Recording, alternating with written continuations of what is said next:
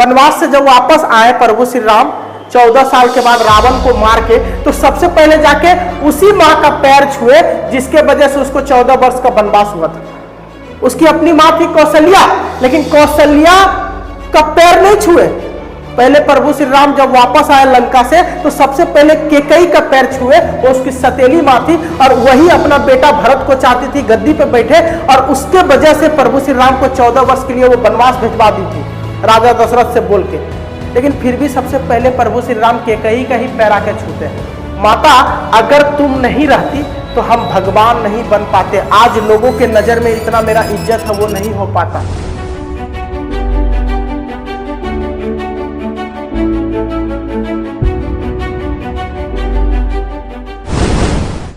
देखिए, आज हम सब नाउन चैप्टर को पढ़ेंगे। नाउन जिसका डेफिनेशन बताएंगे, नाउन के कितने भेद होते हैं वो बताएंगे, और नाउन चैप्टर को एग्जांपल के थ्रू इतनी अच्छी तरीके से बताएंगे कि आज आपका नाउन कॉन्सेप्ट क्लियर हो जाएगा।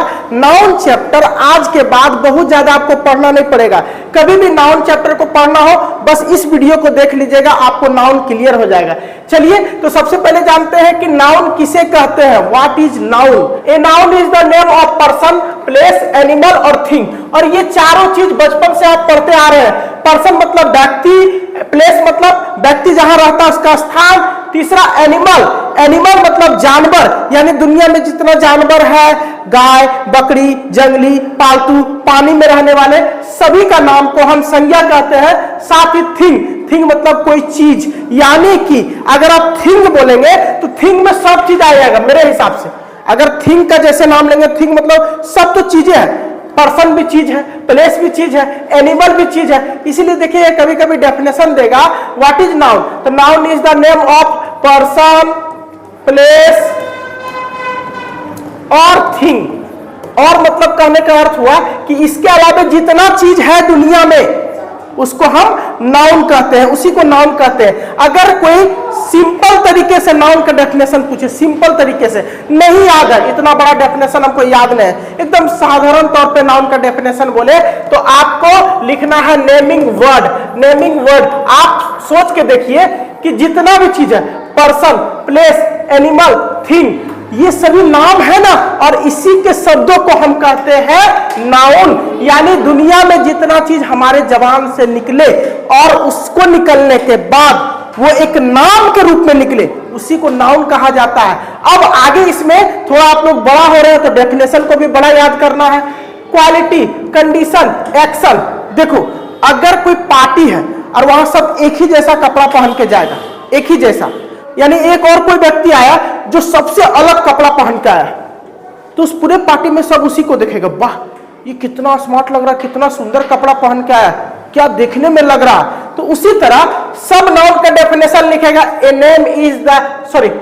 Noun is the name of person, place, animal और थिंग। और आप उसमें जोड़ दिए क्वालिटी, कंडीशन, एक्शन। क्या क्वालिटी नाउन है सर? हाँ, क्वालिटी नाउन है।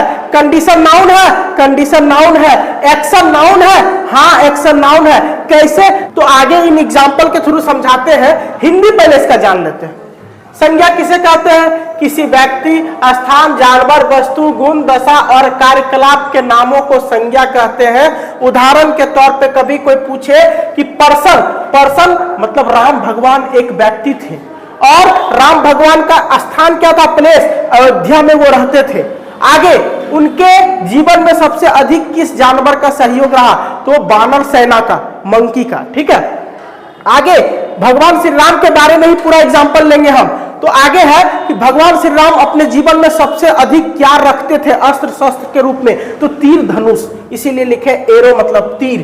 क्वालिटी, तो भगवान श्री राम का क्वालिटी कैसा था? वो ईमानदार थे, ऑनेस्ट थे। दुनिया में शायद ही कोई भगवान राम की तरह ईमानदार होगा, ऑनेस्ट होगा, जो जंगल में जाने के बाद भी अपने उस माता का, सौतेली माँ केकई उसको जंगल भेज दी, फिर भी सबसे अधिक मानता था केकई को। वनवास से जब वापस आए प्रभु श्री राम 14 साल के बाद रावण को मार के, तो सबसे पहले जाके उसी माँ का पैर छुए जिसके वजह से उसको 14 वर्ष का वनवास हुआ था। उसकी अपनी माँ थी कौशल्या, लेकिन कौशल्या का पैर नहीं छुए, पहले प्रभु श्री राम जब वापस आए लंका से तो सबसे पहले केकई का पैर छुए, वो उसकी सतीली माँ थी और वही अपना बेटा भरत को चाहती थी गद्दी पे बैठे, और उसके वजह से प्रभु श्री राम को 14 वर्ष के लिए वो वनवास भिजवा दी थी राजा दशरथ से बोल के। लेकिन फिर भी सबसे पहले प्रभु श्री राम केकई का ही पैर आके छूते हैं, बोलते हैं कि माता अगर तुम नहीं रहती तो हम भगवान नहीं बन पाते, आज लोगों के नजर में इतना मेरा इज्जत है वो नहीं हो पाता, तो हम अगर कुछ अच्छा हुए हैं, अपने जीवन को बढ़िया से गढ़े हैं तो सिर्फ आपके वजह से, इसलिए सबसे पहले आके उसका पैर छूता जो उसको 14 वर्ष का वनवास दिया। तो वो ईमानदार व्यक्ति थे, साथ ही वो कंडीशन क्या था, पॉलिटनेस थे, विनम्र व्यक्ति थे। आप बोलेंगे सर विनम्रता कोई नाउन है? हाँ, विनम्रता भी नाउन है। साथ ही एक्शन यानी मूवमेंट, हमेशा उनका जीवन गतिशील रहा। राम भगवान एक जगह कभी स्थिर न रहे, कभी जंगल में, कभी अपने महल में, फिर दोबारा सीता माँ जंगल चल गई तो वहां भी उनके चलते उनको जाना पड़ता था बार बार। तो राम भगवान का सिर्फ एग्जाम्पल हम जैसे में लिए हैं कि राम भगवान एक व्यक्ति है, उनका प्लेस अयोध्या है, वो जानवर उनके पास जो रहता था वो बंदर था, एरो मतलब तीर, यानी वो अस्त्र शस्त्र किसका यूज करते थे, तीर के।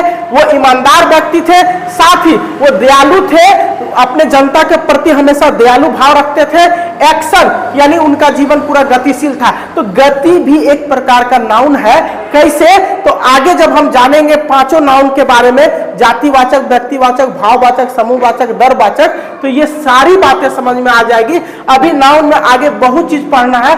सबसे पहले ये तो पहला क्लास रहा कि व्हाट इज नाउन, नाउन किसे कहते हैं। तो आप लोग बोल सकते हैं कि noun is the name of person, place, animal और थिंग।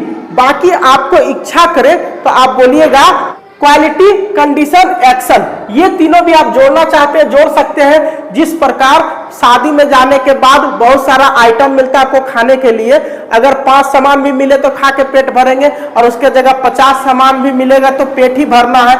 तो ज्यादा लिखेंगे तो हो सकता है कोई टीचर खुश होकर आपको बढ़िया नंबर दे सकते हैं, फुल में फुल। इसीलिए अगर पूरा लिखना हो तो ये लिख सकते हैं। बाकी आगे ये पहला क्लास खत्म हुआ, व्हाट इज नाउन। उम्मीद है आपको यह क्लास बहुत पसंद आया होगा। अगला क्लास में हम जानेंगे कि नाउन कितने प्रकार के होते हैं।